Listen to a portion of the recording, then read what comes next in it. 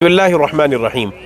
صحیح بخاری میں ایک روایت ہے، اللہ کے نبی صلی اللہ علیہ وسلم نے فرمایا کہ بدترین بہتان اور جھوٹ یہ ہے کہ کوئی آدمی اپنے آپ کو کسی ایسے شخص کی طرف منسوب کرے جو اس کی طرف یعنی اس کا والد نہیں ہے، یعنی اپنے باپ کی طرف اپنے آپ کو منسوب نہ کرے، کسی اور کی طرف منسوب کرے، تو فرمایا یہ بدترین بہتان اور جھوٹ ہے۔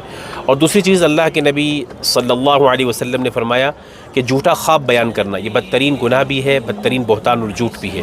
اور ایک روایت میں تو ابن ماجہ شریف کی روایت ہے، اس میں اللہ کے نبی صلی اللہ علیہ وسلم نے فرمایا کہ جو آدمی جھوٹا خواب بیان کرتا ہے اس کو اس کا مکلف بنایا جائے گا کہ وہ جو کے دو دانوں کے درمیان گانٹھ لگائے۔ تو دو دانوں کے درمیان گانٹھ لگانا ایک ناممکن سا عمل ہے، اتنی سخت وعید ہے جھوٹا خواب بیان کرنے کے اوپر۔ اور تیسری چیز نبی کریم صلی اللہ علیہ وسلم نے فرمایا کہ کوئی آدمی میری طرف ایسی بات منسوب کرے حدیث کی شکل میں جو میں نے کہی ہی نہیں ہے، تو میری طرف جھوٹی بات منسوب کرے، تو فرمایا کہ یہ بدترین بہتان اور جھوٹ ہے۔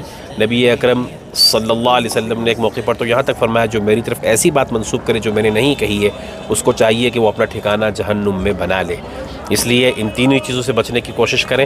اللہ ہم سب کو سچی پکی اتباع نصیب فرمائے۔ جزاکم اللہ خیرہ۔